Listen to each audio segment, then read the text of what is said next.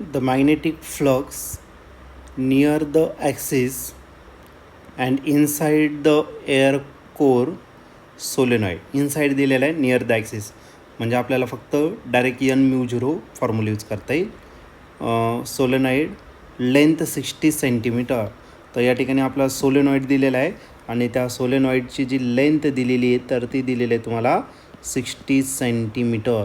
या सेंटीमीटरचं कन्वर्जन आपल्याला मीटरमध्ये या ठिकाणी करावं लागेल. ठीक आहे, तर आज 60 मी तसाच राईट करणार आहे आणि मीटर सेंटीमीटरचं कन्वर्जन मीटर करताना 10⁻⁻² मीटर घेणार. ओके, किंवा याला या पद्धतीने पण लिहिता येईल 0.6 मीटर. ओके, तर 2 डिजिट आपण लेफ्ट साईडला या ठिकाणी काय केलं, शिफ्ट केलं. ओके, त्याच्यापुढे दिलेलं आहे तुम्हाला कॅरिंग करंट आय इतका करंट तो काय करतो आहे, कॅरी करतो आहे, इज 1.57 × 10⁻⁻6 वेबर. म्हणजे हा जो मॅग्नेटिक फ्लक्स दिलेला आहे, हा मॅग्नेटिक फ्लक्स किती दिलेला आहे 1.57 × 10⁻⁻6 वेबर एवढा दिलेला आहे. ओके, मॅग्नेटिक फ्लक्स आपण रिप्रेझेंट करणार लेटर फायने आणि या फायची व्हॅल्यू दिलेली आहे 1.57 × 10⁻⁻6 वेबर एवढं दिलेलं आहे. ओके, मॅग्नेटिक फ्लक्स आपण वेबरमध्ये मेजर करतो. त्यानंतर पुढे it's magnetic moment will be. तर आपल्याला मॅग्नेटिक मोमेंट या ठिकाणी फाईंड करायचं आहे. Magnetic moment is represented by letter m. यमने आपण त्या ठिकाणी काय करतो, रिप्रेझेंट करत असतो. Okay, magnetic moment is always represented by letter m. त्यानंतर त्याच्या पुढे दिलेलं आहे हा यम आपल्याला जो आहे तो काय करायचा आहे, फाईंड करायचा, त्याला क्वेश्चन मार्क टाकून देऊ. ठीक आहे, त्याच्या पुढे cross sectional area of the solenoid is very small as compare to its length. Area of cross section जो आहे तो व्हेरी स्मॉल आहे, म्हणजे तुम्ही एरिया कंस विचारात नाही घेतलं तरी चालेल. ओके, तर हा क्वेश्चन 2017ला आलेला होता. तर याचे 4 ऑप्शन दिले आहेत. त्यापैकी ए जो ऑप्शन आहे तो आहे 0.25 मीटर स्क्वेअर, बी ऑप्शन आहे 0.50 मीटर स्क्वेअर, सी ऑप्शन आहे 0.75 ampere metre square, D option आहे 1 ॲम्पियर मीटर स्क्वेअर. ओके, तर ए ऑप्शन जो आहे ना त्याचं युनिट थोडं रॉंग दिसते मला, तर ते पण युनिट पाहिजे होतं ॲम्पियर मीटर स्क्वेअर पाहिजे होतं. ओके, तर असू द्या, काय अडचण नाही. तर आपल्याला यम फाईंड करायचं आहे, तर ती युनिटची काही घेणं नाही, आपण नंबर फक्त या ठिकाणी काय करू, फाईंड करू. त्या 4 ऑप्शनपैकी कोणतं तरी आन्सर त्याचं करेक्ट असेल. तर बघूया आता या 4 ऑप्शनपैकी करेक्ट ऑप्शन कोणत्या काय असेल ते डिसाईड करूया. ठीक आहे, तर या ठिकाणी आपल्याला सर्वात पहिले सोलेनॉइड दिलेलं आहे. सोलेनॉइड जर घेतला तर मॅग्नेटिक फील्ड किती असणार for solenoid, magnetic field of induction, magnetic field of induction at a point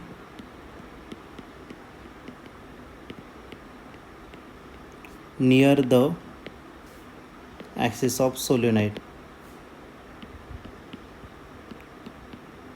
आणि तो इनसाईड दिलेला आहे. ओके, इनसाईड जर असेल तर मग तुम्हाला काय अडचण नाही आहे. ओके, इनसाईड द सोलेनॉइड जर घेतला तर बीचा जो फॉर्म्युला असतो तो असतो Nμ0I इतका असतो. ठीक आहे, तर या केसमध्ये आपल्याला यम फाईंड करायचं आहे आणि हा जो यन असतो ना, तर हा यन असतो तुमचं number of turns per unit length असतं, लेंथ ऑफ सोलेनॉइड. पुढे राहिलं μ0I, तो जसाच्या तसा लिहिला. बीची पण व्हॅल्यू दिलेली आहे. बी म्हणजे काय, मॅग्नेटिक फ्लक्स डेन्सिटी किंवा मॅग्नेटिक फील्ड ऑफ इंडक्शन. मग याचा फॉर्म्युला असतो फ्लक्स पर युनिट काय तर एरिया.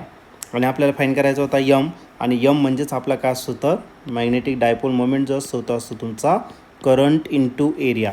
मग एक काम करतो, हा जो एरिया इकडे डिवायडेड आहे तो इकडे काय करू तर मल्टिप्लाय करू. मग आता बघा आपला फ्लक्स पर युनिट एरिया, तो एरिया आपण या साईडला ट्रान्सफर करतो. ठीक आहे, मग आता बघा काय होईल आपलं, मग फक्त या ठिकाणी आपण फ्लक्स ठेवणार, तो राहिला Nμ0/L. मी याला सेपरेट करतो आणि या ठिकाणी टाकलं करंट इंटू एरिया, आणि हा जो करंट इंटू एरिया आहे तोच आपला काय असणार तर फ्लक्स असणार. ठीक आहे, आता नंबर ऑफ टर्न्स तुम्हाला एक काम करू, हा सिंगल टर्नसाठी नाही घ्यायचा, आपल्याला काय करायचं नंबर ऑफ टर्नसाठी घ्यायचं. μ/Lच ठेवणार इकडे, मग NIA नंबर ऑफ टर्न्ससोबत. ओके, हा कॅपिटल एन असेल. Number of turns per unit काय असणार तर आपलं length capital N number of turns असतात आणि स्मॉल एन असतं number of turns per unit length. आता या सगळ्यांच्या व्हॅल्यू आपल्याला माहिती आहे. फक्त NIA जो आहे इथं एन घेऊन टाकू आपण. NIA हा का असतो तो तुमचा यम असतो. मग आपला फ्लक्स जो भेटणार आहे तो किती भेटणार तर μ0/L आणि हा झाला तुमचा यम. ओके. आता फ्लक्सची व्हॅल्यू आपल्याला दिलेली आहे ती या ठिकाणी आपण पुट करून टाकू. फ्लक्सची व्हॅल्यू दिलेली आहे 1.57 × 10⁻⁻6 ही दिली तुम्हाला फ्लक्सची व्हॅल्यू.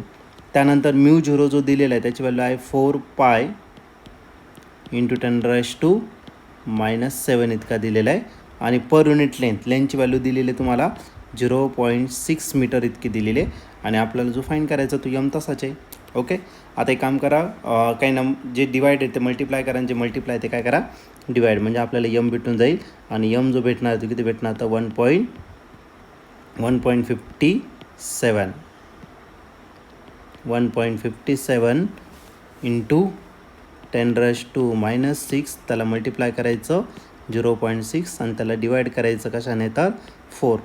पायची जी व्हॅल्यू आहे तर ती येणार 3.14 आणि 10ची पॉवर राहिली किती 10⁻⁷. म्हणजे जी टर्म मल्टिप्लाय होती ती डिवाइड केली आणि जी डिवाइड होती ती काय केली तर मल्टिप्लाय. बस आता याला थोडंसं सिम्प्लिफाईड करायचं, आन्सर भेटून जाईल. ओके. आता याला जर आपण 1.57ला 2ने जर मल्टिप्लाय केलं तर तो किती भेटणार तर आपल्याला 3.14. ओके. म्हणजे आपल्याला यमची व्हॅल्यू काढायला काय अडचण नाही आहे. मग बघा आपला यम जो भेटेल तो किती भेटेल तर वरती फक्त 0.6 शिल्लक राहिला आणि 10ची जी पॉवर आहे ती किती राहिली तर -6. खाली काय राहिला तर तुमचा 4 आणि 2, 4 2चा किती राहिला 8 × 10⁻⁻7. ओके. याला जर आणखीन सिम्प्लिफाईड केलं तर याला आपल्याला 6 लिहिता येईल. खाली 8 पॉईंट इकडे शिफ्ट करा म्हणजे 10ची जी पॉवर येणार ती काय येणार -7 आणि इकडे पण 10ची पॉवर किती येणार -7. 10ची जी पॉवर -7 आहे ती काय होणार तर कट होणार. ओके. मग राहिला काय फक्त 6 / 8 राहिला. ओके. आता हे 2च्या टेबलमध्ये 2 3 जा 6 आणि 2 4 जा 8. अजून याला काही डिवाइड करता येणार नाही. मग आपला जो यम भेटणार आहे तो किती भेटेल तर 3 / 4. आता 4ने 3ला तर डिवाइड करताना माझा 0 झाला, माझा झाला 30. 4 7 जा की झाला 28, उरला 2 म्हणजे 20.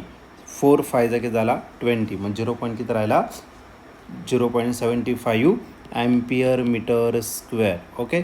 मग या ठिकाणी तुम्ही ऑप्शन जर बघितलं याचं तर ऑप्शन नंबर जो आहे आपला सी या ठिकाणी आपला करेक्टली मॅच होतो आहे. मग या क्वेश्चनचं जे आन्सर असणार आहे ते ऑप्शन सी असेल. ऑप्शन सी म्हणजेच आपला किती 0.75 Ampere/m². त्याचं काय झालं फायनल आन्सर. मग या क्वेश्चनचं जे आन्सर असणार ते ऑप्शन सी असेल. Option C means 0.75 Ampere/m².